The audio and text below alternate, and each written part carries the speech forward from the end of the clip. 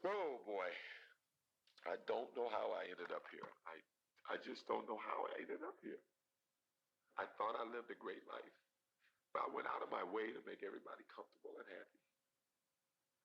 I felt very lonely at times in recent years. I mean, everybody loved me, but I don't know why. I was feeling so alone all the time.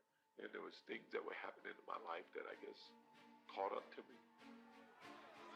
Simpson's image and is now one of the greatest ever to play the game.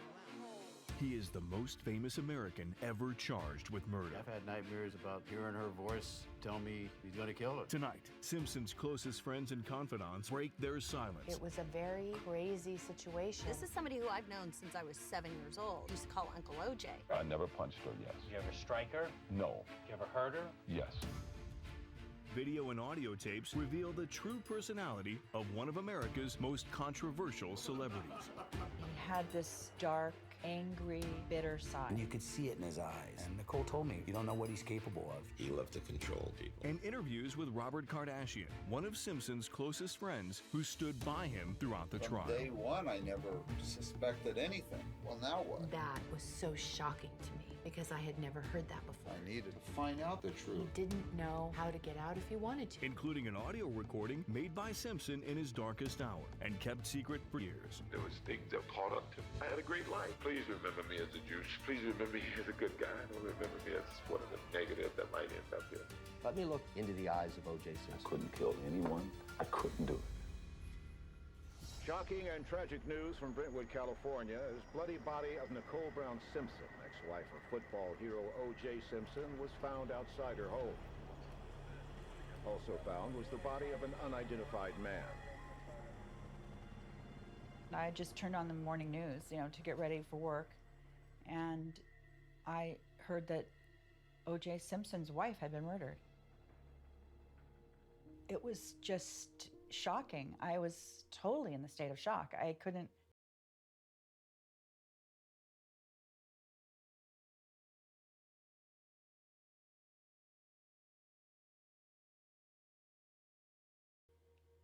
I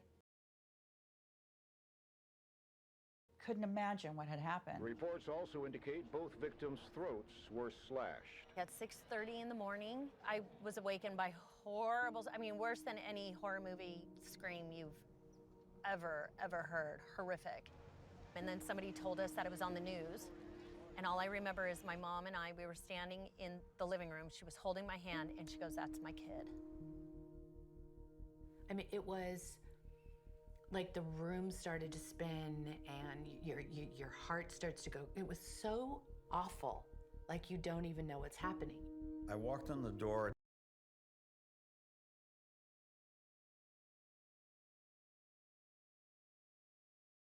It was so awful, like you don't even know what's happening.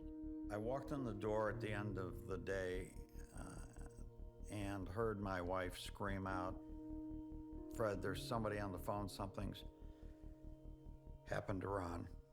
And the two of us, my wife and I, stood there crying our eyes out.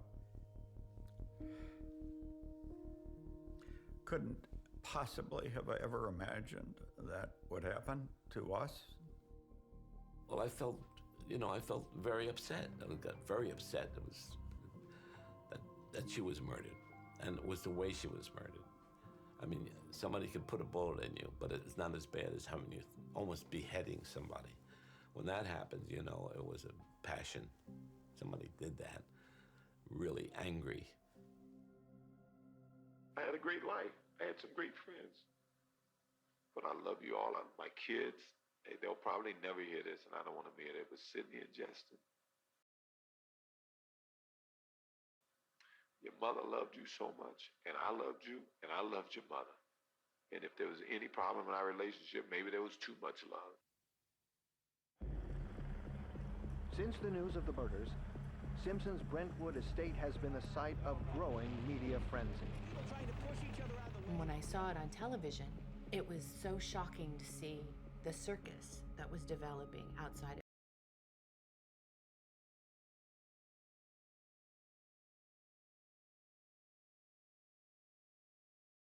O.J.'s house, and I knew then that if anybody could handle this situation, it was Robert. Robert was one of those people that could always go take care of a situation. And he's also OJ's best friend. And it was so like Robert to be there for a friend in a time of need. Whatever happened, Robert didn't think, he just went. That was his nature. I get a phone call from Robert Kardashian. And Robert says, Larry, I need your help. I don't know how we're going to handle this. We got the press and this and that. I may need some advice, Larry. I said, well, call me when you need me, and I'm here to help you. Kardashian was a very close friend of mine. And I tried to impress upon Kardashian to preserve this entire tragedy.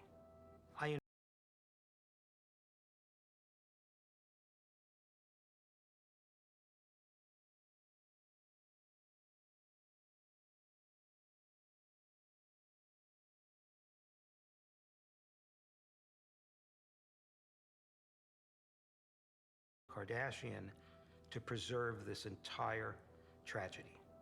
I interviewed him almost every single day.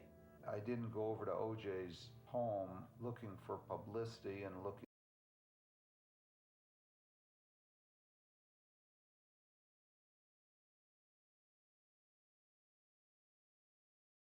to get involved in the case. I went over to support my friend. I said, you know, you can't stay here. There's all this press outside.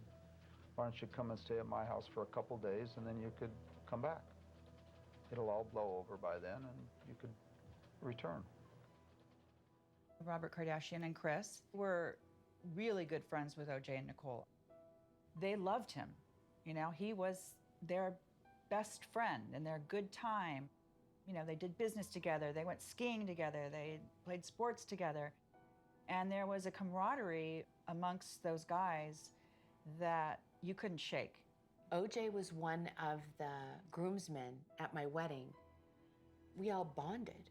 There was great chemistry. It was great friendship, a great life. When did you first meet Nicole? Summer of 1977. Where did you meet her? At a place called the Daisy. In Beverly Hills? Yes. The Daisy was sort of a place where you'd get together for lunch, and then at night it was a discotheque. Nicole was a waitress there, actually, at the Daisy. Lo and behold, guess who comes in? It's OJ, and sees Nicole at the hostess stand and, you know, kind of makes an eye contact. Nicole was really outgoing, very athletic. She's funny and just a lot of fun to be with. When did you first meet Nicole? The day OJ met her, and I don't know the date. When OJ first met Nicole, I'd walked into the house and OJ was like, perfect, you're home. And he goes, I'm making a phone call. When somebody picks up the phone, say, is Nicole there? And I said, what? Who are you calling? And he said, this really beautiful girl that I met named Nicole.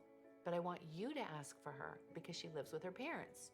And he goes, I'm making the house. And OJ was like, perfect, you're home. And he goes, I'm making a phone call. When somebody picks up the phone, say, is Nicole there? And I said, what? Who are you calling? And he said, this really beautiful girl that I met named Nicole. But I want you to ask for her because she lives with her parents. She goes, Dave, guess what? OJ Simpson, he's asked me out. And I said, well, you know, he's married and has a couple children. Are you sure you want to do this? And she goes, yes. She comes home and I go, how did it go? Oh, it went great. He's so charming and everybody knows who he is. And he's so famous. It's just unbelievable, you know. And all of a sudden I see her jeans have been ripped. And I said, what?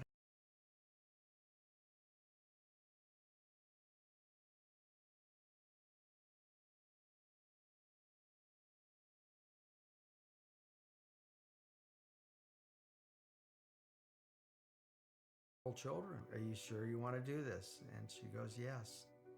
She comes home and I go, how did it go? Oh, it went great. He's so charming and everybody knows who he is.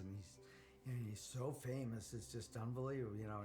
And all of a sudden I see her jeans have been ripped. And I said, what happened? And she goes, David, well, he was just a little forceful. I said, what do you mean, a little forceful? On your first date, you're going to let him be a little forceful?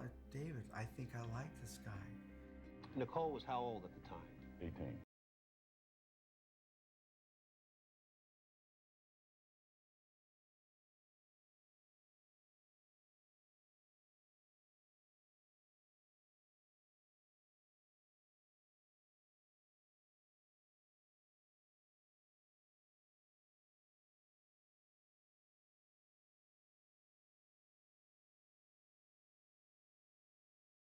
And you were how old? I believe 28, 29 maybe. 29? Yeah.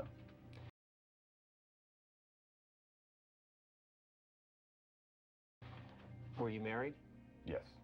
She was just a child, you know, and he was still married, and he sort of swooped her off her feet and courted her. And I think it was something like 4 or 5 days later, she says, well, OJ has an apartment for me, and he bought me a new car. And I said, what? If you think about when you're 17 and what your life experience is and what molds your feelings for the next few years of your life, it was all him. She didn't have her own identity. She was OJ's girlfriend and then OJ's wife.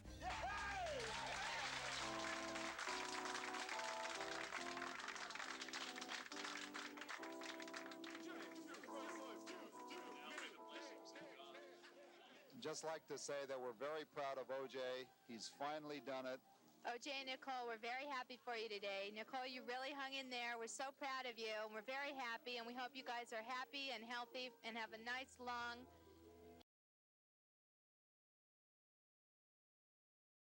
We're very happy, and we hope you guys are happy and healthy and have a nice, long, happy life together. Thank you for... It was a very exciting time in all of our lives because we were all happy and young and everybody started having kids, and it was just a really amazing group of friends. Hey, little one. She doesn't look like a black baby, OJ. Well, she's our baby. Oh, yeah, she's thinking about something real nice. She's thinking about whether her daddy's rich and her mama's good looking. That's what she's thinking about.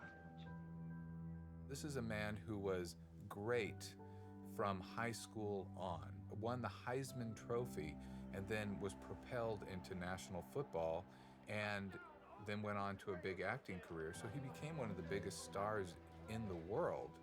So it's really hard to separate a grandiose view of yourself from the actual fact that people do worship you. Everyone was mesmerized by him. So you didn't really know that he had this moody, dark, angry, bitter side that Nicole saw. And I don't think he showed that side to very many people. There's some people out there that know some things that have transpired recently that, and this is not stuff I'm sure I should be saying right now, but this is just what's on my mind. I just don't know how I ended up here.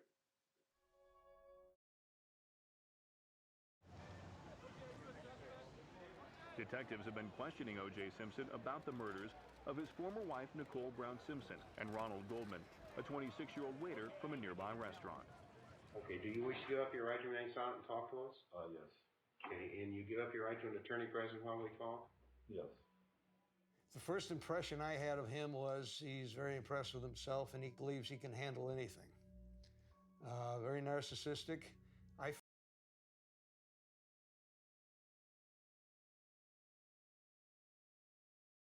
felt that he felt he could handle a couple of cops. Howie Weitzman's a really good lawyer, and he was the first lawyer called up when OJ was being asked to answer questions for the LAPD. I have no doubt in my mind that Howard had said to him, don't answer these questions. But OJ is the kind of guy we saw over and over again who just does what he wants to do. He actually thinks he knows best. Something we noticed when he walked in the office. His left hand was bleeding. Now you're thinking, left glove off at the crime scene. Someone dropped the left glove and he's got an injury on the left hand. Blood trail leading from the crime scene on the left side of the footwear impressions towards the alley. Whoever did this is bleeding from the left side of his body. OJ, we got sort of a problem. We've got some blood on and in your car. We got some blood at your house. We've got, of course, the cut on your finger that you aren't really clear on. This was last night. Okay, someone last night you got. There's not going to be a case of someone who's going to confess to anything, especially not this guy and this personality. He felt that he would handle this, and we were going to let him handle it. Why would anyone ever suspect him? I think he'd be the last person people would suspect, in his mind at least, because he was a god, he was an icon. That's just reality of the world he lived in. Did Nicole have words with you last night? Not at all. You haven't had any problems with her lately, have you, OJ? I always have problems with her. You know, that's our relationship. It's been a problem relationship, and it just didn't work. Did you ever hit her, OJ? That one night we had a fight. That night we had a fight. Hey, she hit me. 1989, I was just leaving the LAPD, but before I left, OJ got in a tiff with his wife. I got a call from downstairs front desk.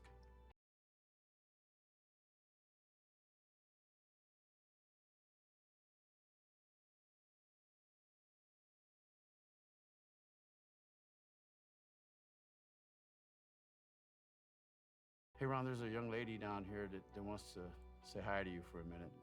And there was Nicole. And I looked at her face, and I could tell she had heavy makeup on. I could tell there was, marks, bruises on her face. She got real serious, and she just said, Ron, he did it to me. She goes, he did it. Nicole ended up going to the hospital. She was definitely thrown or hurt or fell. And I was with him the next day, and we were trying to find out where she was because AC had taken her somewhere.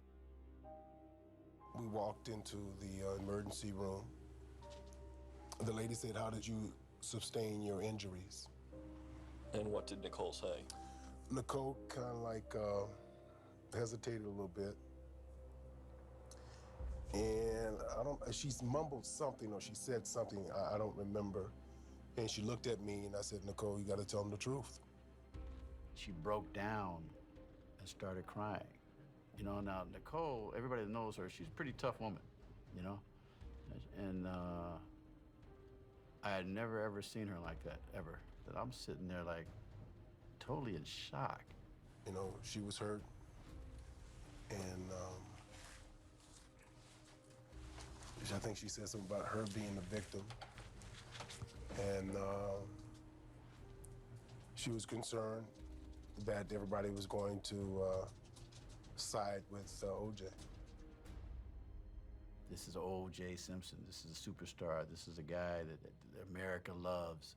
Look at all he has to lose. He'll never hit her again. You were easily able to overpower her physically, is that right? No, that's incorrect. She was a match for you physically? Yes, in that sense, in the way I was trying to remove her, she was a match. And you never once raised your fist to her and hit her? No, that's correct. Did you ever once raise your hand and slap her? No, I didn't. Did you strike her? No, I didn't. Did you see that she was bleeding during this exchange? She never bled once. At any time there at the police station, nobody gave her a Kleenex, nobody wiped blood off her. There was not one drop of blood anywhere on that scene that day or that night. Mr. Collins, I'm going to ask you to look at this picture. It's been previously marked as exhibit number 45. Ask if you recognize that picture. Yes. And who do you recognize that to be? Nicole. And does that appear to be the way that Nicole looked when you went over there that early morning time for Rockingham? Hey, man, give me a break.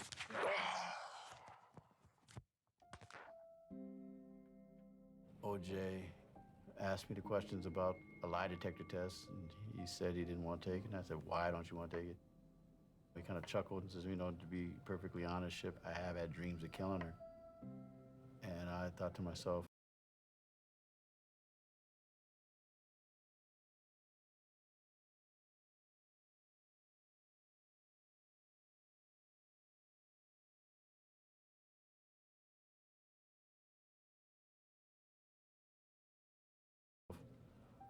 wow.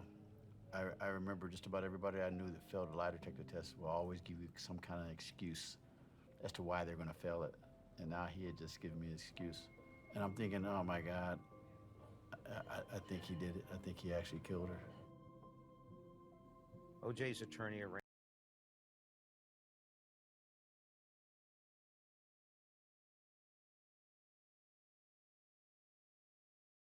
for him to take a secret polygraph test. OJ failed that test. OJ failed that test, minus 22. Virtually the worst score you could get. You want to believe that he didn't do it. From day one, I never suspected anything. Well, now what? You know, the doubt and insecurity goes through you, and you say, well, shoot, what if he really did it? And of course, this result was hidden for many, many, many months. Simpson emerged from seclusion to attend the funeral of his ex-wife, Nicole Brown Simpson. He was accompanied by their 2 young children. We drove to the funeral. It was a scene. There was helicopters and news cameras all over, and it just seemed like a movie. It didn't even seem like it was happening. All eyes were definitely on OJ.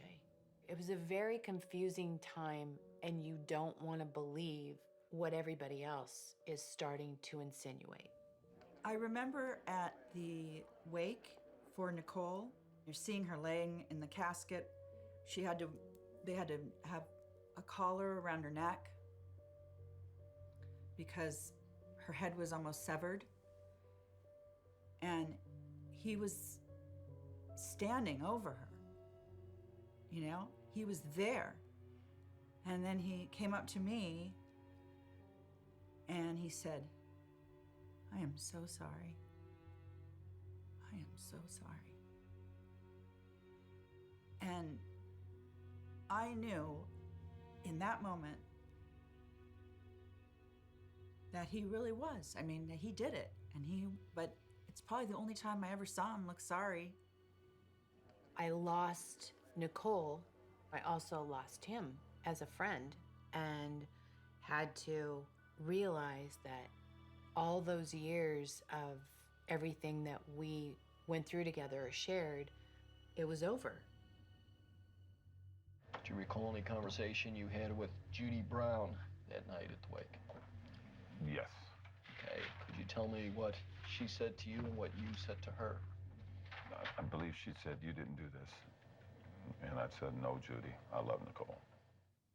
I'm the juice, whatever that means. But I felt at times like I felt the goodness in myself and the goodness that I gave people. I don't feel any goodness in myself right now.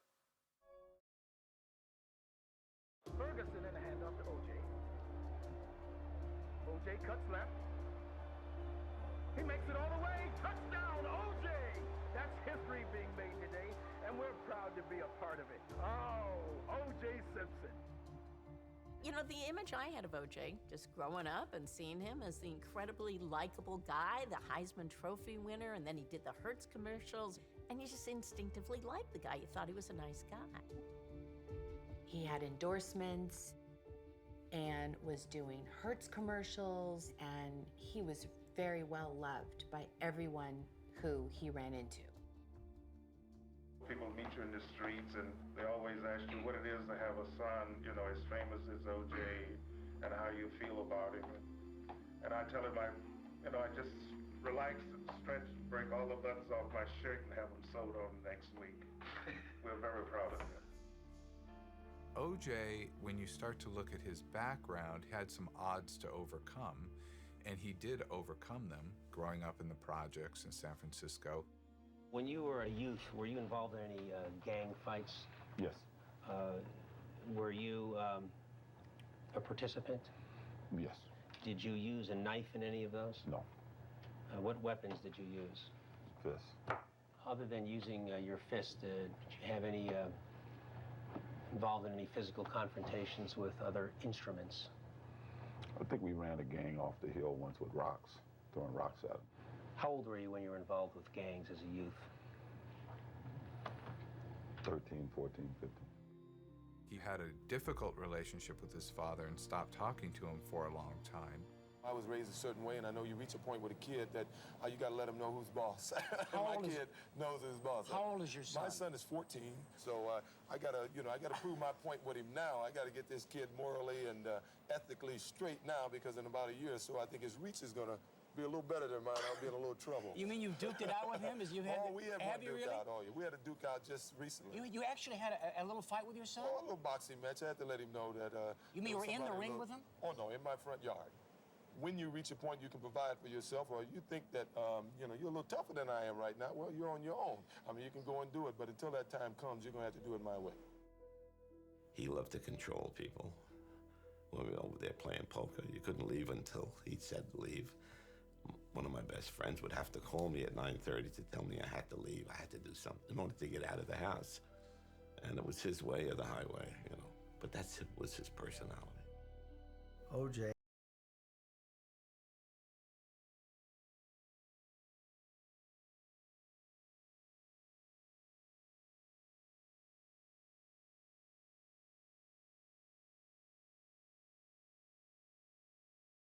He was one of those guys that always had to win. I can remember going down to the Browns and he was there, and he'd have to win at Monopoly. I mean, it just didn't matter. It was just always about O.J. One of the things I wanted most as a kid growing up in the ghetto was not money, it was fame. I wanted to be known. I wanted people to say, hey, there goes, O.J. There's a lot of things I need as a person. I need that recognition. I need friendships, a lot of friendships, and I'm trying to say, I think that what is driving O.J. Simpson is that need to be known, that need to be liked, that need to be said, hey, that's O.J. Simpson. When I walk down the street, I want people to know me. He was the guy that got all the girls. He was the guy that got all the attention. I think that's what he wanted. I think that's what his handlers wanted. I think that's what O.J. Simpson became. In addition to being a football player, he also became a star, a celebrity, and a playboy. He was very desirable, and he knew it, and he would hit on all the women, because once you become a celebrity, man, the world is what you want it to be. You want that, you got it. You can get away with anything. And the wife has to either live with it or walk away. Right now, I'm so angry. If I didn't know that the courts would take Sydney and Justin away from me if I did this, I would sleep with every guy, including some that you know, just to let you know how it feels. I knew after 6 years that all the things I thought were going on were. He, is a player, and she knew it. I know that's what they fought about mostly. That's why they'd get into their big arguments, and the abuse that would occur as a result of it usually was because she was confronting him about somebody. She told me of numerous instances when they were on the road and O.J. would actually fly other women in and put them up in the same hotel as they were staying at. And then he would say he had a business dinner or something to attend to, and he would sneak off with these other women. And when she questioned him about it, he would beat her. I was so bad because I wore sweats and left shoes around and didn't keep a perfect house or comb my hair the way you liked it. I just don't see how that compares to infidelity, wife beating, verbal abuse. I think you can't quite believe that people you've known your entire life, you're surprised, and I think you want to believe it's a one-time incident. I guess I thought, wow, if she felt like she was really in trouble, she would tell all of us, and she didn't. They'd file 2 counts of murder on Simpson. Phil and I wanted to go out to Bob Kardashian's house in Encino and say, listen, we like to pick him up. We don't want a perp walk. We don't want the media. It's going to cause nothing but problems. We'll bring him in through the rear. We'll book him in, and off we go. The brass said no.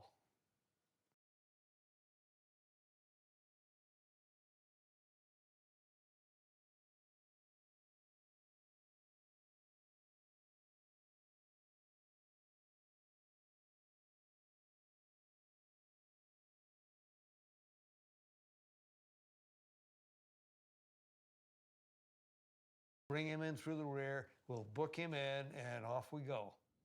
The brass said no. No, you're not going to do that. We want him to turn himself in. In other words, for whatever reason, they want a show.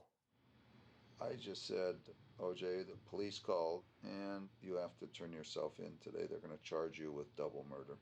And he just sat there with this blank look on his face, just pretty much like, I can't believe this is happening.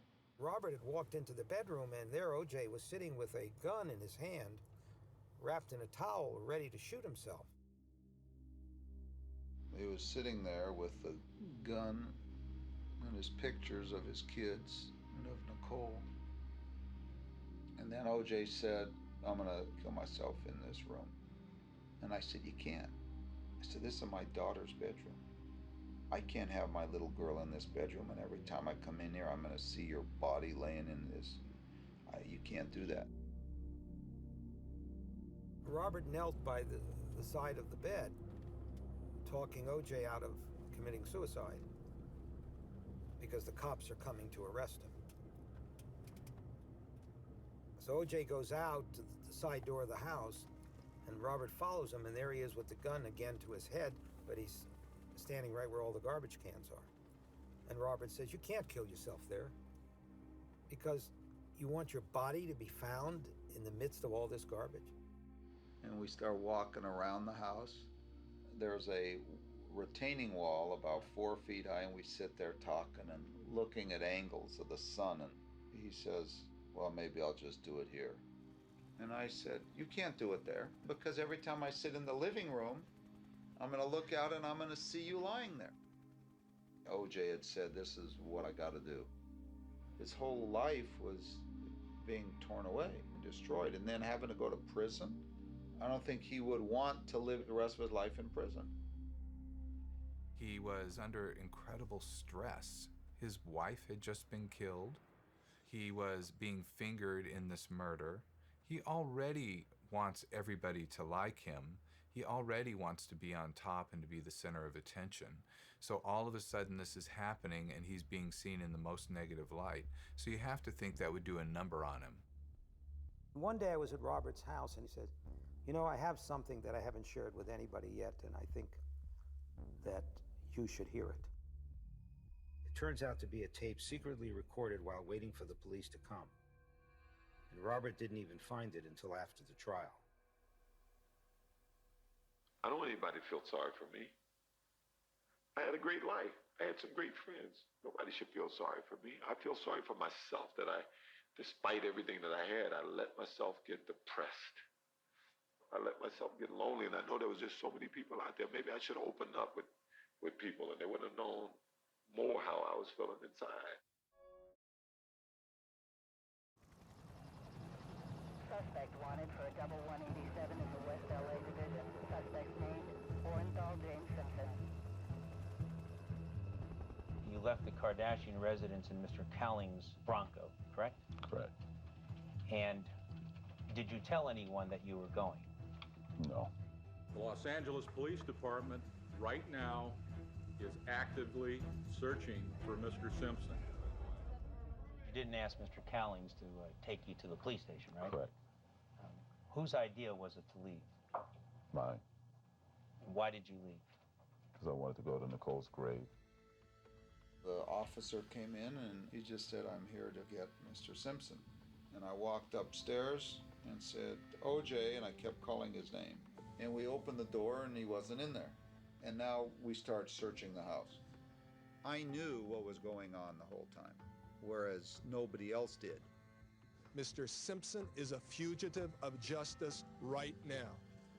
And if you assist him in any way, you are committing a felony. Robert believed in OJ, and he believed in their friendship, and he was doing something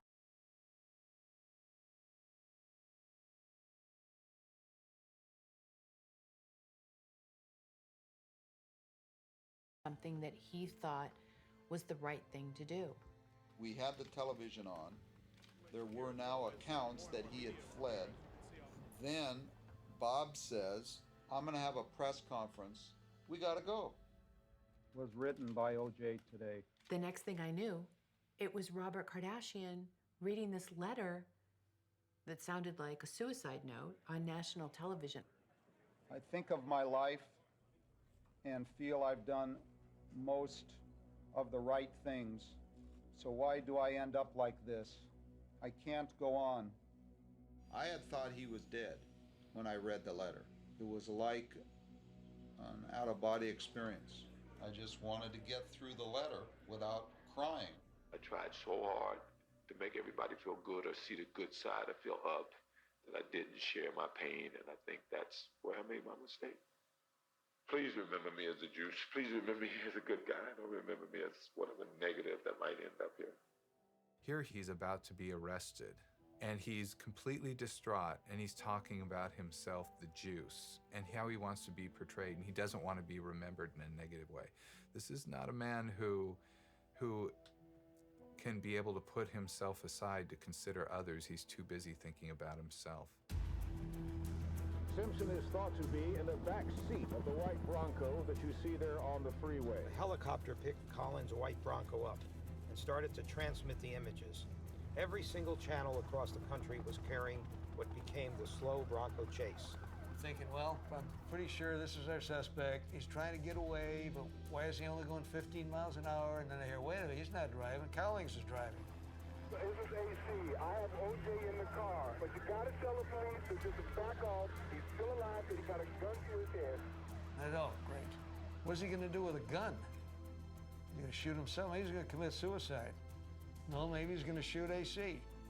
All of a sudden, people are running up to the car and beating another one. He's gonna shoot one of those idiots. I had no idea at that time what was going on, but it definitely sealed in everyone's mind who was watching, which was millions of people, that there's a possibility that, you know, this guy's gonna kill himself, and he probably did it.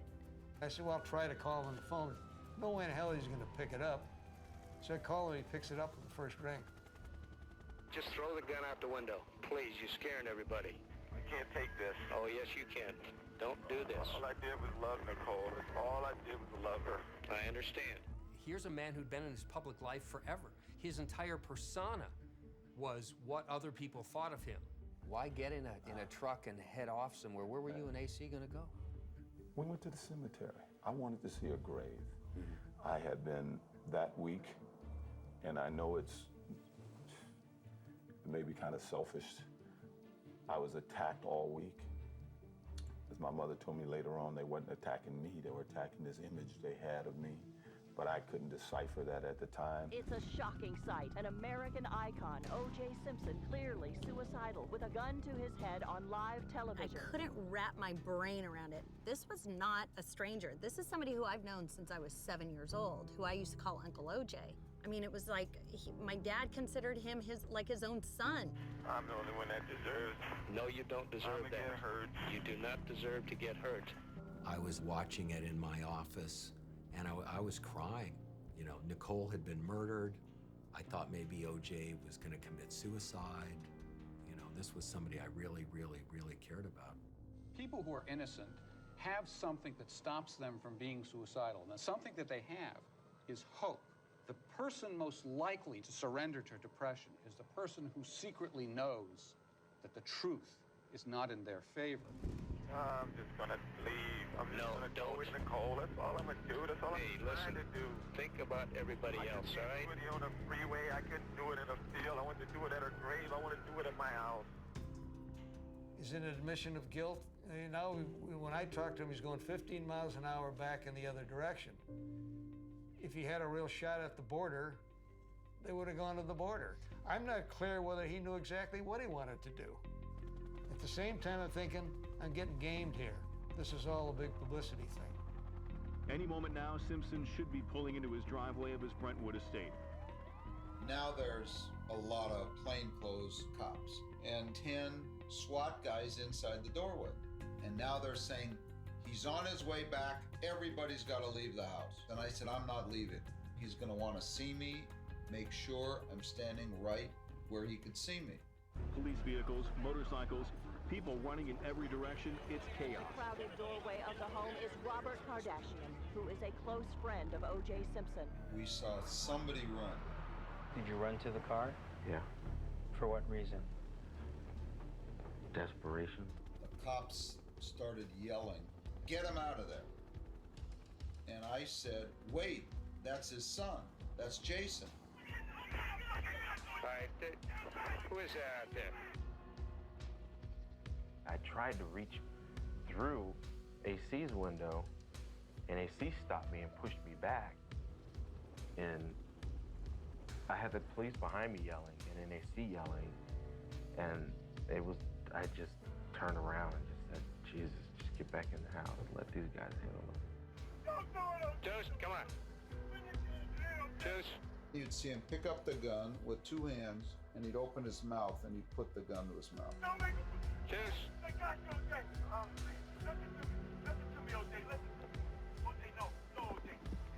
O.J. Simpson seemed to be a man who was caught in the crosshairs of a legal tornado, but he never seemed to me to understand or grasp the horror of what happened to Nicole Brown Simpson or the jeopardy that he was in, facing possibly the death penalty. I can tell you I was at peace. When I was driving down there, I was at total peace. What I had been feeling all week, to me, was behind me, and I just honestly wanted to be with Nicole. Did you intend to commit suicide? I didn't know what I wanted to do. What did I wanted it to stop, I know that. We're hearing over our radio, I believe that O.J. Simpson has given himself... Murderer Simpson is coming out.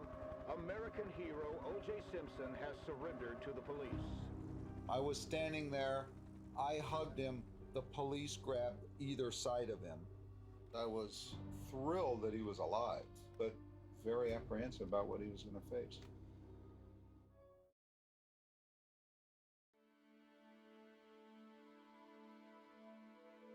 Newly released 911 emergency tapes appear to reveal a chilling side of the football hero that will be a shock to his With adoring these new public. revelations, the carefully cultivated image of O.J. Simpson as a positive role model for the youth of America have been shattered. This O.J. Simpson as a positive shock to his With these adoring new public. revelations, the carefully cultivated image of O.J. Simpson as a positive role model for the youth of America have been shattered. This O.J. Simpson case was the perfect case for so many people to jump on, to talk about, to speculate about. And I'm not talking about the general public, I'm talking about the media. It's astonishing how far O.J. Simpson's image has fallen. The transformation from revered to reviled. O.J., I know you did it. I know you did it, and you know you did it. I don't think the son of a bitch has any kind of an alibi at all. That guilty bastard. I mean, get real, would you? Get real. He's a murderer. In 1989, a battered Nicole Simpson told police that Simpson was going to kill her and that she feared for her life. Bronco, but first of all, he broke the back door down to get in. Okay, wait a minute. What's your name? Nicole Simpson. It's now clear that behind the public face of O.J. Simpson was a different individual kept hidden from the world. Guilty or not guilty? Not guilty. He was the most famous American ever charged with murder. And in any era, that would have been a big story, whether it was on TV or not. People were coming out of the woodwork to give information to the media, and the media was eating it up. Everyone wanted a different story, so they would take things whether they were credible or not. While everyone is preparing for the start of what has been billed as the trial of the century. Robert Kardashian would act as the liaison between O.J. and the lawyer. He basically provided the emotional stability that O.J. needed to help him through months and months of angst and stress and concern. I was the direct link to O.J. I knew his past and I knew his behavior patterns and how he would act. Plus, I knew Nicole's behavior patterns. Shapiro didn't know O.J., so he'd bounce a lot of stuff off of me. What do you think about this? Could two guys have come over? Would Nicole have done this? Would she have screamed? Would the kids have come down? I knew the facts as well as anybody at that point. Robert called me one night and he said, we need to raise money for the defense. And he showed me, these letters, tens of thousands of letters that were being sent to OJ. Some of them had money, some of them had Bibles, some of them had knives in them. And I said, well, I think the answer to your financial problems is in this letters. OJ should do a book answering these letters. And I said, the way to do that book is I'll go in and interview him. Very few people knew about it. Obviously, the media, the prosecution, nobody else knew that that was happening. What was really interesting is to see O.J. Simpson in jail, a guy who was king of the hill, could command anybody to come to his parties at Rockingham, to being in a holding cell, being in a solitary confinement, unable to even go to the bathroom without a camera watching him. He'd have a smile on his face talking to me about it. But if you looked into his eyes, you could really see that this was humiliation beyond comprehension to him. Shortly after O.J. was arrested, he established an 800 hotline number so that the public could call in and help him find the killer. The fact that O.J. is being persecuted is a shame because he's a nice man. Yeah, I know who did it. O.J. Simpson did it. I saw O.J.'s ex-wife and Ronald Goldman stabbing each other to death. Accept responsibility and plead guilty.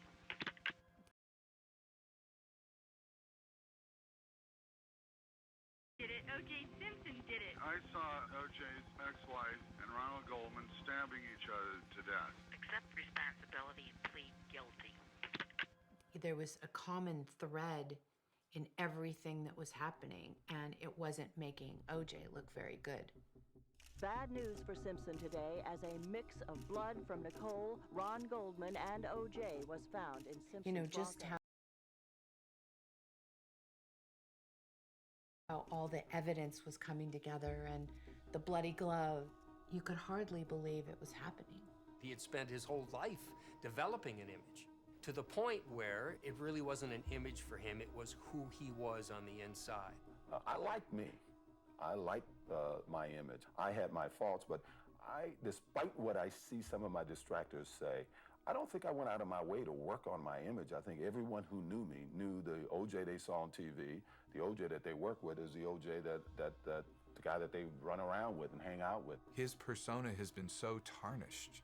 So he's constantly fighting to get that good view of himself back and being seen as the actual murderer. If he admitted that, then the game would be over. How many people were in on this conspiracy that you claim? I don't claim anything. I don't claim anything. I don't claim that I'm innocent. I am innocent. I don't make any claims outside of that.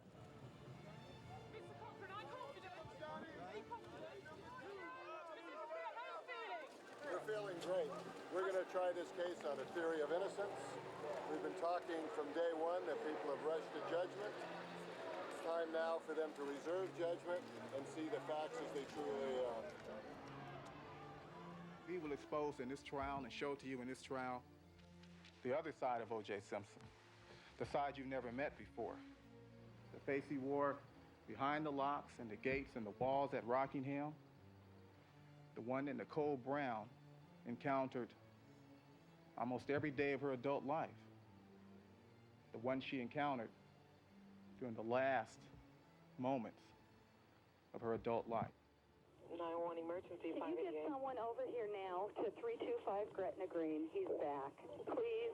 Okay, what does he look like? He's O.J. Simpson. I think you know his record. Every news outlet in the universe started pulling all the tapes from Nicole calling the police in a panic, and her voice and her crying and screaming and pleading for somebody to come to her house because she thought he was going to beat the shit out of her.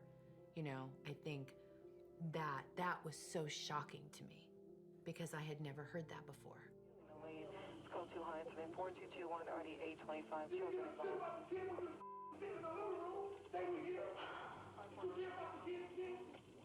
When I heard the 911 tapes and I heard more and more stuff coming out, I was really very upset at O.J. as a friend, that he had never confided, that he had never sought help, that he would even do this.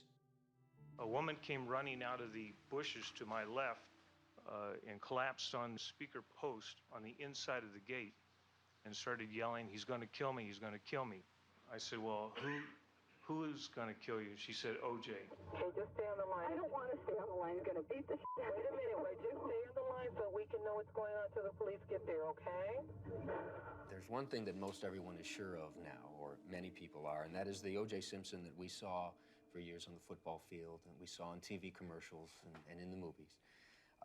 That's not the real O.J. You can't be real proud of your relationship with Nicole.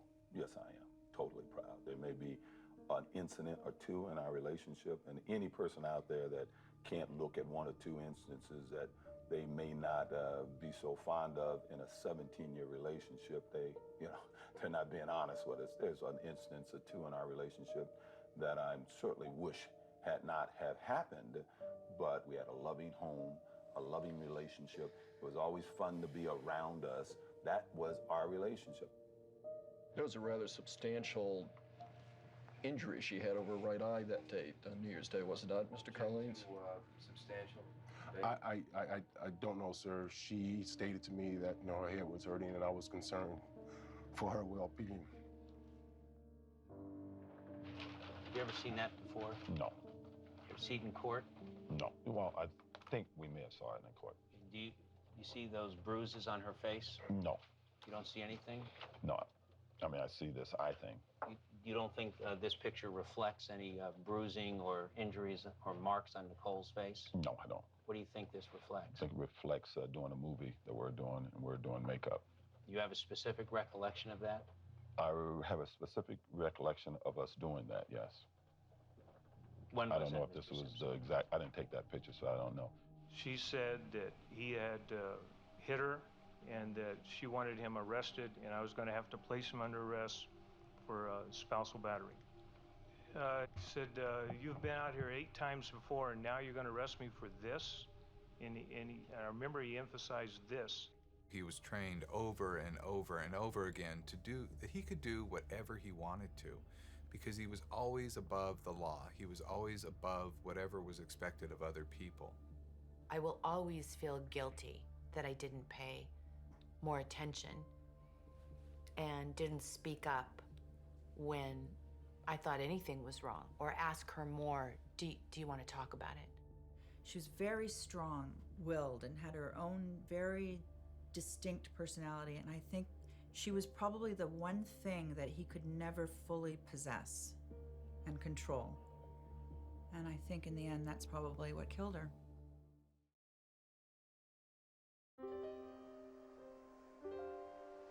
I'm very glad that you all came here tonight to help us share some feelings and some memories and celebrate the life of Nicole. She always had an open heart, and that was one of the most wonderful things that I'll remember about her. I knew her for 20 years, and I was, pretty close to the first, very first 10 years. And then when I first met Nicole Brown, she was 16 and I was 22. And Nicole wanted to learn about photography, so we'd go to the beach or wherever and take pictures. I would show her what f-stops were and shutter speeds, and I just really enjoyed her company and how enthusiastic she was about photography. I loved her like a sister. It's somebody that you wonder why she was taken. At times I felt like a big brother to her, because I'd come over there and she'd share things with me. And I kind of felt special that she thought enough of me to tell me her problems. It's been 20 years now. Yeah, I've had nightmares and dreams about hearing her voice tell me, he's gonna kill her, he's gonna kill her. And I'm like, no, he's not. And she was always telling us, you don't know him. You don't know him. I didn't talk to her for years because I had divorced my husband, and OJ didn't like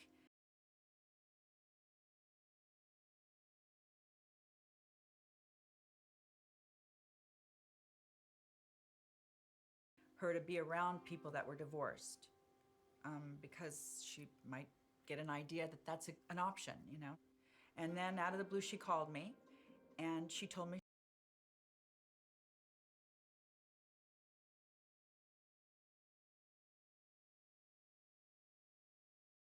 she was going to leave OJ.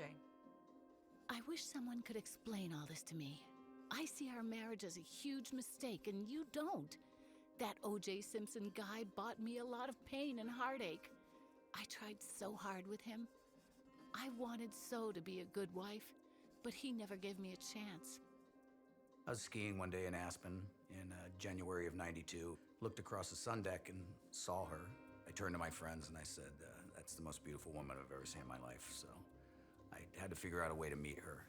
She told me that she had left LA specifically to get away from her husband, that he was an abusive husband, and that was it, that was the end of her marriage. I got to Los Angeles. We just started to get to know each other better, and I fell pretty much head over heels in love with her. The first night we sort of were out together in public. She brought her friends into Mezzaluna. I had a table waiting for them. All of a sudden, black Bentley pulls up right in the front, and OJ jumps out of it and comes barreling through the door. He comes up and slams his hands down on the table and stares right at me and says, "You know, she's still my wife." He just stand there and glared at us. She told me that he was stalking her and that he would hang out outside that big picture window in front of the house. She'd see his car up the street, and she felt like he knew her every move. 6 months before the murders, the neighbor saw Simpson late at night in a dark blue stocking cap prowling around her front yard. He would follow us, he would stalk us, he would show up wherever we were at, and this just went on and on and on. One night, I didn't know, but OJ was watching us through the window of the house. Describe what you saw. As I was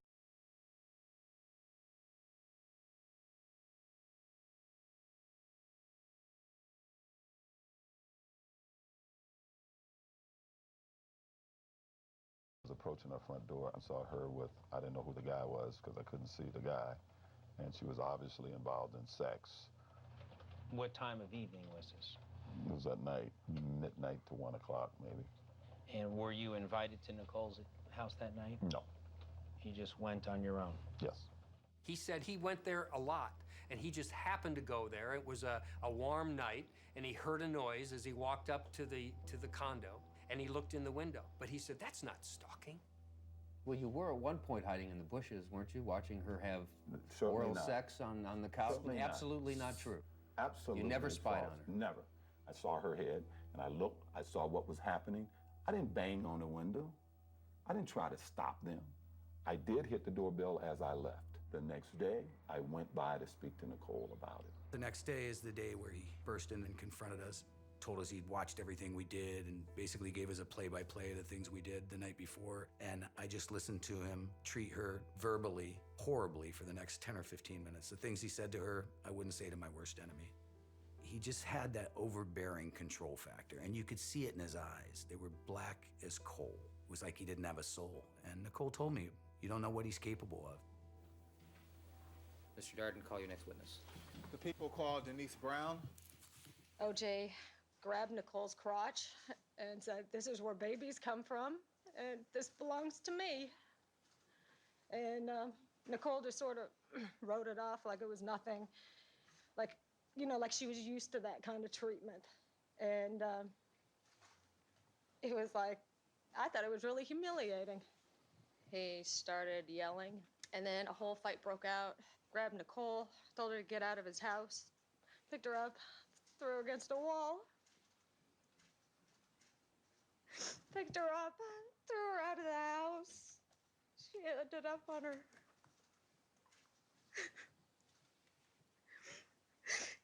She ended up falling. She ended up on her elbows and on her butt.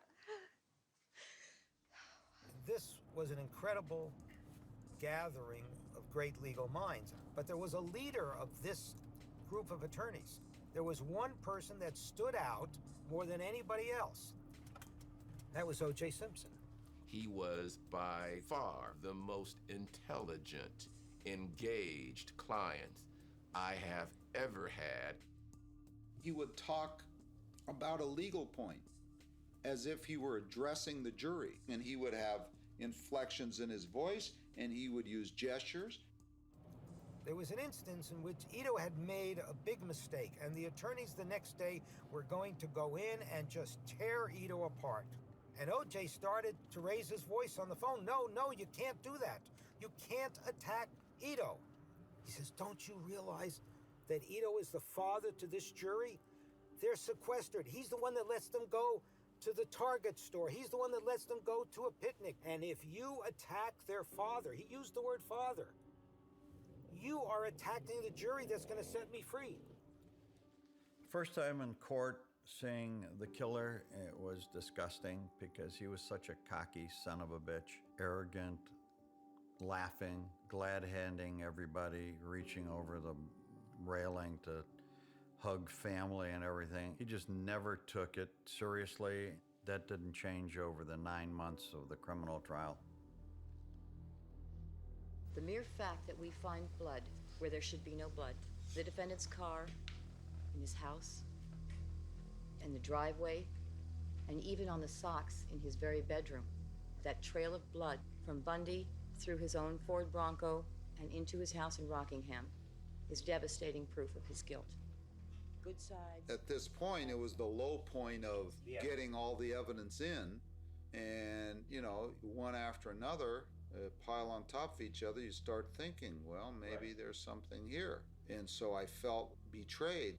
It's like a family member that you don't believe could ever do something like this. You find out they do something like this. How could you let me down? How could you do this to me? I asked Robert several times, what are you doing?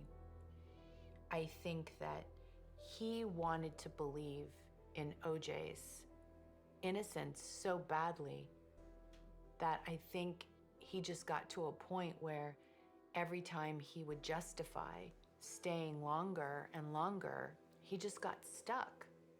He didn't know how to get out if he wanted to.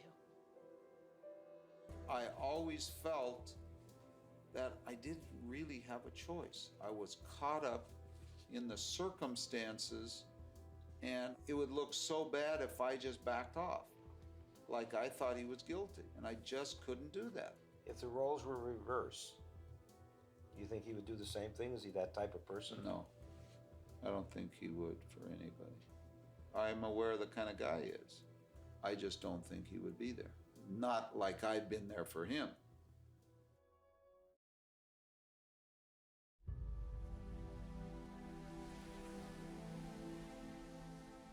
Six weeks before Nicole died, we were on a family vacation with OJ and Nicole and all of our kids in Mexico.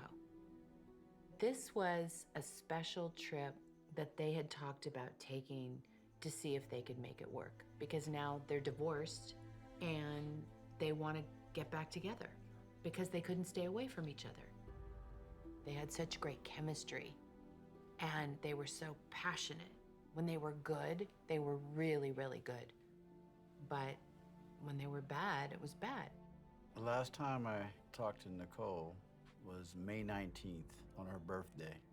And OJ had started wooing Nicole again, you know, kind of like just trying to win her back, I think. And then she was actually kind of falling for it.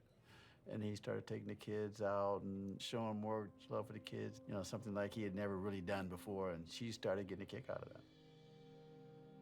He convinced her he was a changed man, that he was gonna be this perfect husband and this perfect father for her children.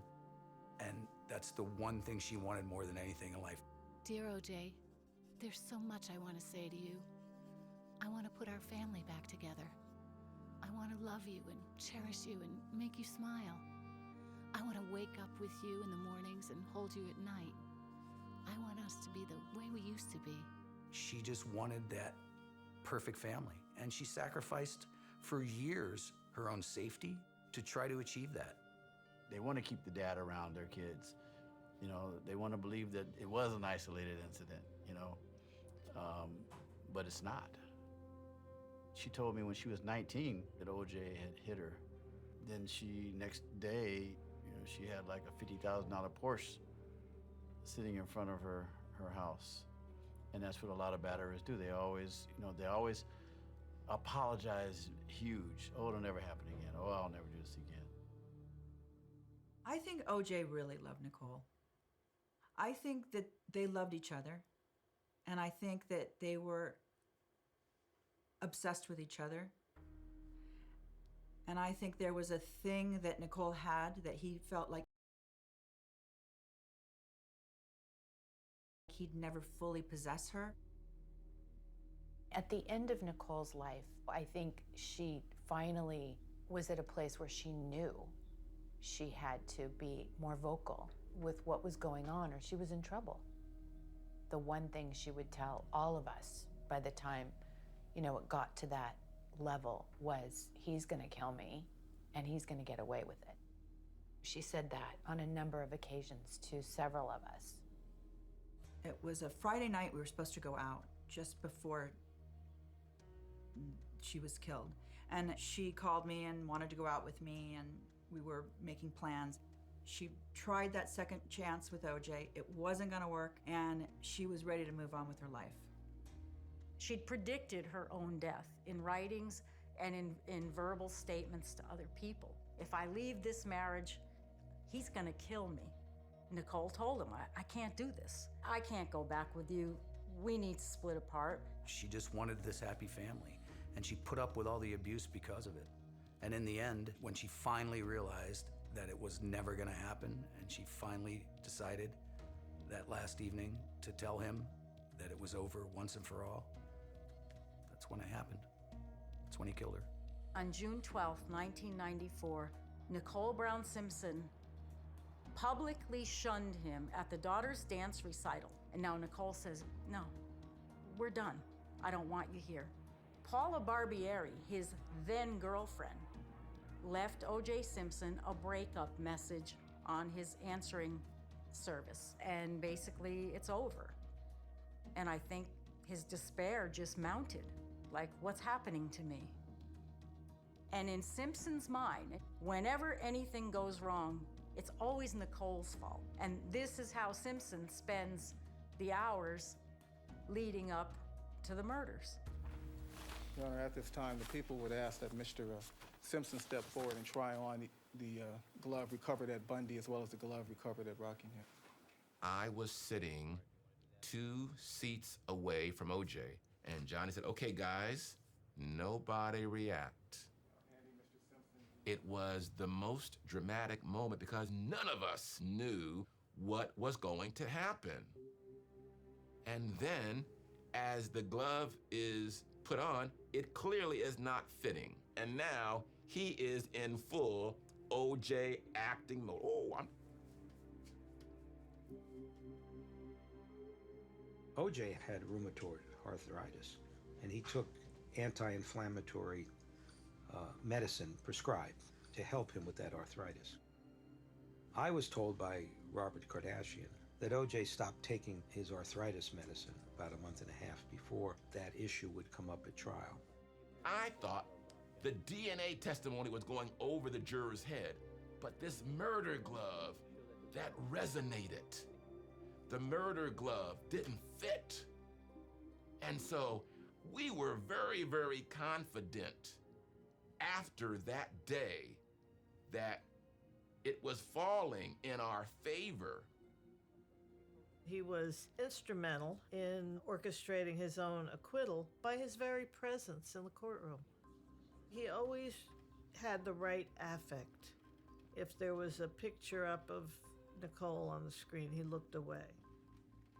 If there was testimony he didn't believe, he'd shake his head. It was possible for him to communicate with the jury without testifying. I think he believed all the way through this trial, if he could find enough smoke and his lawyers could find enough smoke to throw at the jury, he was O.J. Simpson, and he was not going to be convicted of murder. It's 10 a.m. in Los Angeles. The entire city seems to be holding its breath, waiting for the verdict in the trial of the century. Good morning again, ladies and gentlemen. All right, Mr. Simpson, would you please stand and face the jury? The day of the verdict, I can't even describe the tension and the pressure. Just being in the courtroom with the Goldman family and the Brown family, you felt the weight of the tragedy of it all. Superior Court of California, County of Los Angeles, In the matter of the people of the state of California versus Orenthal James Simpson, we, the jury, in the above entitled action, find the defendant Orenthal James Simpson not guilty of the crime of murder in violation of Penal Code If Section you look at 1. Robert Kardashian's expression when the verdict is read, he is just stymied. He can't believe that it's not guilty. Because inside of him, he knew O.J. Simpson was guilty. I think he was shocked. Penal Code If Section you look at 1. Robert Kardashian's Simpson not guilty of the crime of murder in violation of Penal Code If Section you look at 1. Robert Kardashian's expression when the verdict is read, he is just stymied. He can't believe that it's not guilty. Because inside of him, he knew O.J. Simpson was guilty. I think he was shocked. He was definitely stunned. I mean, you could look at his face and see it. Known him my entire life. I know that, like, he was floored that that was the verdict.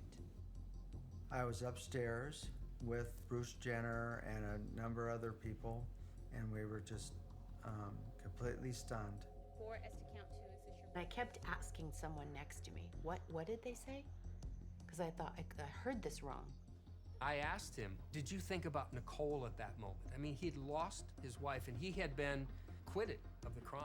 And it was an answer that came out of him so quickly. Did you think about Nicole? At that moment, no.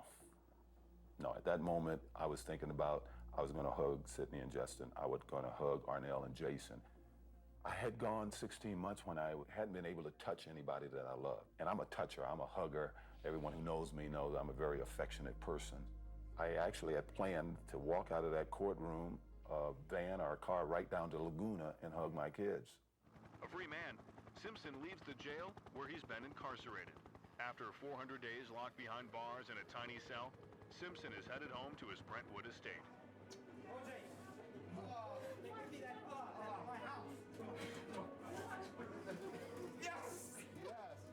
Robert suggested that he go to Switzerland. And I think, suggested that he go to Hawaii. But O.J. was very, very firm in what he wanted to do.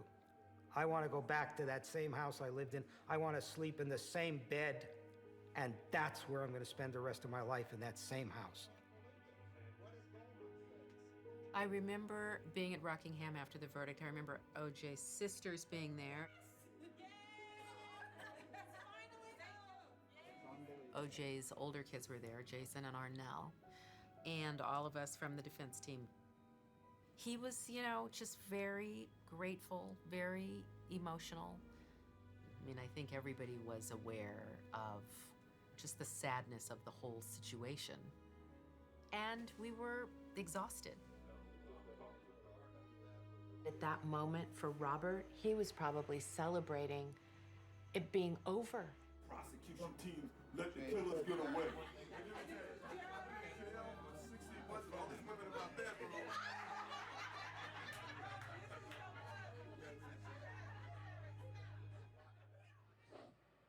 I deeply believe that this country lost today. Justice was not served. The last time I saw O.J. was at his house after the trial was over, maybe 3 days later, because I wanted to talk to him. But when I went over there, all the sheriffs were over at O.J.'s house.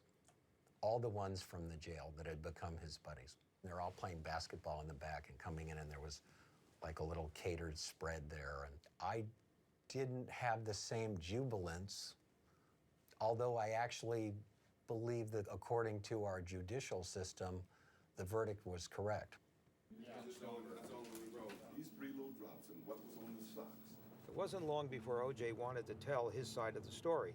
He decided on doing a commercial video that would be sold on television via an 800 number.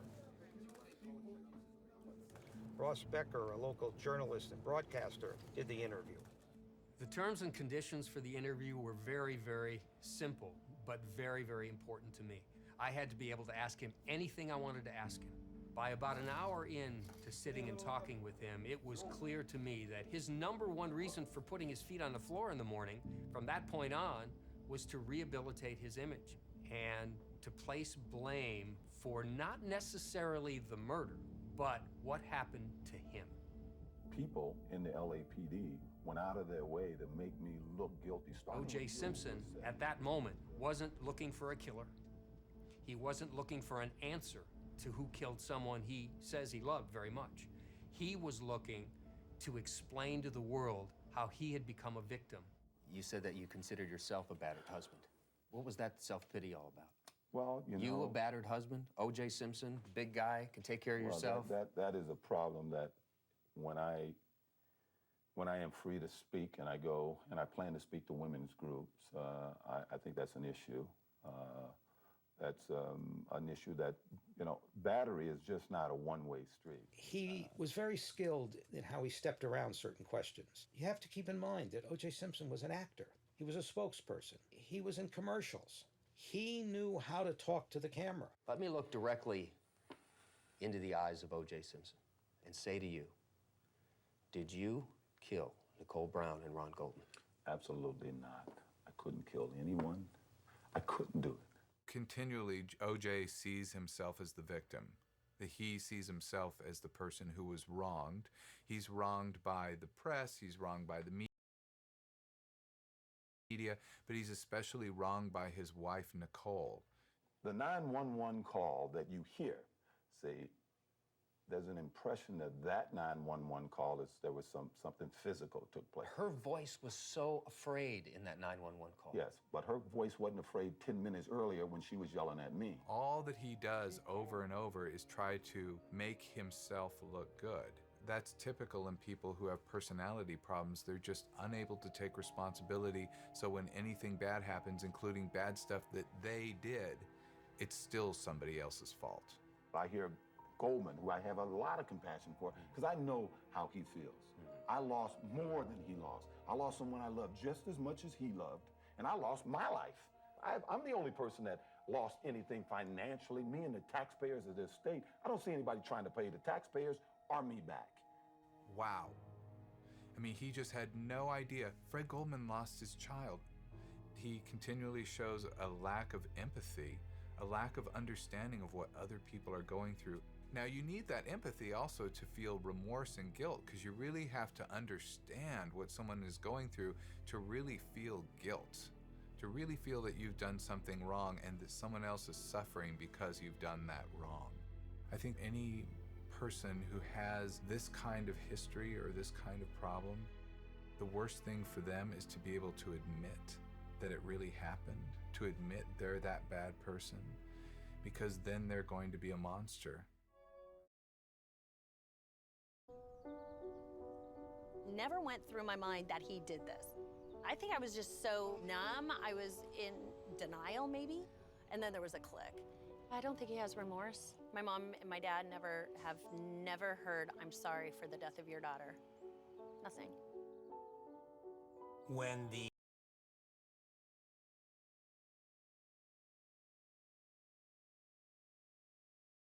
Simpson criminal verdict was announced, I just instinctively felt this guy just got away with murder.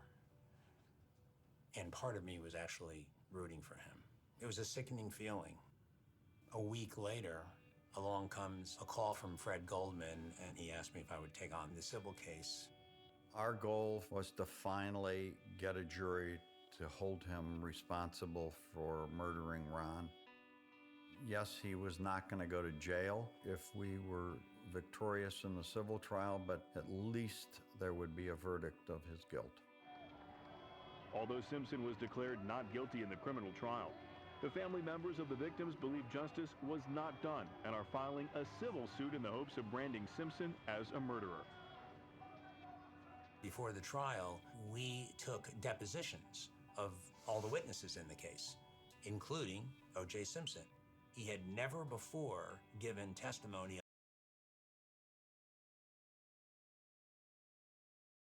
under oath about what had happened. And that deposition took 13 or 14 days. Never struck anyone in their face, correct? Correct. And you never hurt your wife either, correct? No, I hurt my wife, yes. You never struck her with your hands, correct? I never punched her, yes. Did you ever strike her? No. Did you ever hurt her? Yes. Did you ever physically hurt her? Yes. Did you ever bruise her? Yes. Did you ever make her black and blue? In a criminal case, the government cannot require the defendant to testify. In the civil case, he had to testify, and if he refused to testify, he essentially would have lost by forfeit. I'm asking for what happened, okay? Yes. You had your fingers around her throat, correct?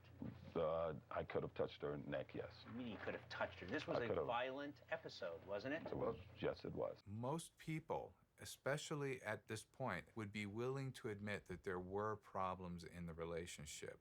He kind of admits it, but then he slides it back. He has continual contradictions of himself. Your hands made contact with her face. I don't believe that my hands made contact with her face at one point in time in trying to wrestle her out. I know I had her head, pulling her, so it could have happened then. You were pulling her hair to get her out of the room? No, I had her up by the shoulders and the head and was trying to pull her off. Like in a headlock? Yes, sort of in a headlock. Trying to pull her out of the room? Yes. I think OJ genuinely doesn't like being questioned. And he spent his whole life being important, and anything he said, people believed. And now people continually disbelieve him. Good morning, OJ. You're a murderer. Good morning, murderer. Good morning, murderer. He already got off, and here he is being retried. And he already had public sympathy against him at that point. So I think he knew this wasn't going to be an easy battle. Unfortunately, there were no cameras in the courtroom, and most of the public will never know what it was like to be there and see Simpson melting down and breathing heavy into the microphone and crumbling right before our eyes.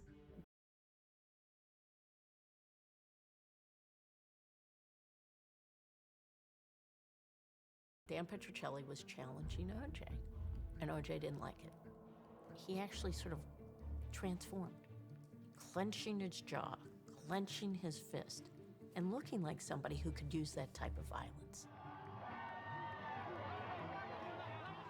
The family of Ron Goldman left the courthouse raising their hands in victory. The jury in this civil case reached a unanimous verdict, 12-0, that Simpson was responsible for both killings. Our family is grateful for a verdict of responsibility, which is all we ever wanted. And as part of the verdict, they awarded $8.5 million of compensatory damages and $25 million of punitive damages. That judgment was a legal obligation, and he had to pay the money, but we had to go find it. O.J. Simpson's personal property was seized today as sheriff's deputies executed a court order to repossess $500,000 in assets from Simpson's Rockingham estate. If anyone's sitting out there thinking they got $33.5 million, you're sadly mistaken. I think they hardly got anything. An unusual celebrity auction as O.J. Simpson's seized assets were put on the block. They tried selling off Simpson's trophies, his Heisman Trophy, and his memorabilia, but it was a drop in the bucket. The O.J. Simpson Rockingham estate is on the auction block because the bank foreclosed. In the years after the trial, we were in hot pursuit of Simpson. He moved to Florida, and he ended up going underground, selling memorabilia, giving out autographs, and signing footballs, cash. It's virtually impossible to track that down. He became somewhat of a pariah. Everyone had turned on him, and they thought he was guilty. And to him, that had to be a very bitter pill because he had been so adored. Simpson claims he agreed to write this controversial book because he needed the money. The book, If I Did It, describes how Simpson would have hypothetically killed his ex-wife and Ron Goldman. The publisher called me up and said, I have a project that you can't talk to anybody about. It's O.J. Simpson, and I'm going to get a confession. And she said, we have to present it hypothetically because he's not going to just come out and contractually tell us he's going to confess. But I know that eventually you'll be able to get him to confess. When O.J. wrote the book, If I Did It, I told him I thought he had done something incredibly stupid, and he agreed. He said to me, I know it was blood money, and everyone had written books about me, and everyone had made money, but me.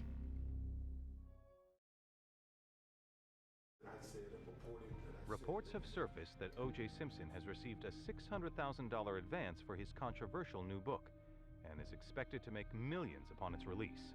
To say the least, our immediate response was outrage that he was going to try to make money off of the two people he murdered.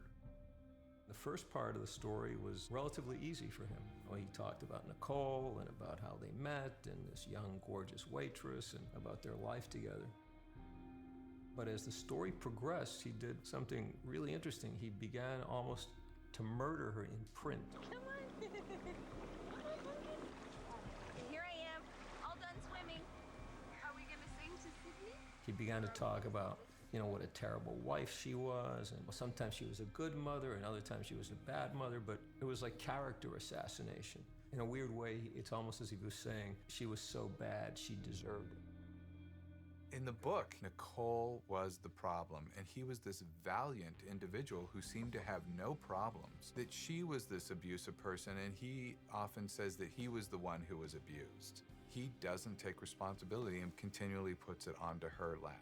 At one point, he said, look, I'm not going to sit here and tell you that I slashed my ex-wife's throat. So he basically suggested that he blacked out. Although he implies that he went into a rage state and completely lost it, even if he doesn't remember the exact stabbing, then when he came out of the fugue state, I think it would be easy for him to accept that he just did it. From a ritzy hotel suite on the Strip to a cramped Las Vegas jail cell, O.J. Simpson may have run out of room to run. Simpson and his friends were trying to get some memorabilia back off another individual. Apparently, there was a handgun present, and Simpson was charged with armed robbery in the state of Nevada. I wasn't there to hurt anybody. I just wanted my personal things, and I realized I was stupid of me. I am sorry.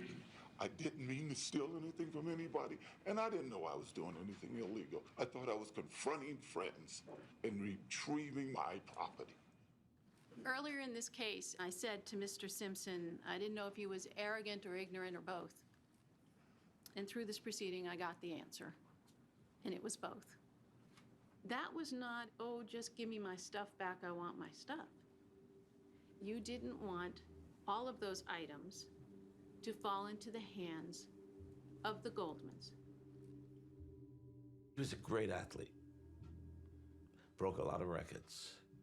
What he accomplished before he fell was a wonderful thing.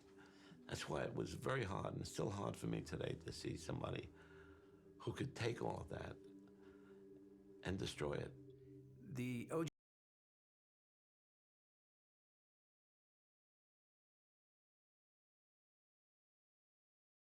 Simpson that everybody in the world saw on television and saw on the football field and watched in movies and believed that they knew was a complete lie. I will never and could never forgive him for murdering those two people. I don't care where he is. He'll always be in his own jail cell.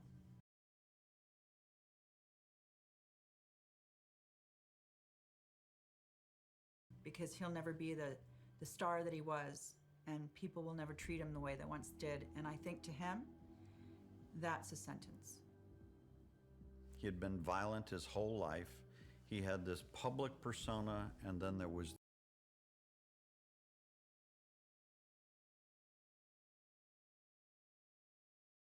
the real him. A murderer, a thug, a monster. That's who he really is. That's who he was, always.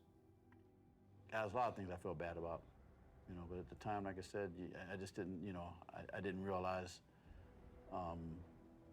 what I was really dealing with. I mean, he was OJ, and then even though she always told me she thought he'd kill her one day, I didn't believe it. Like a lot of other people, I did not believe that he would ever do it, but yeah, but he did it. There's always a doubt as to did he do it or didn't he? I like to believe he didn't, but there's always that doubt with all this evidence. I was never in the case to win the case. I personally was in the case to find out the truth. I've always said, if the jury says he's guilty, I'll live with that, because that's our system. I told him, if he's convicted, he's convicted. He did it. Now you have a verdict, and you still don't know the answer. No. Robert and OJ didn't have a relationship in the last years of Robert's life.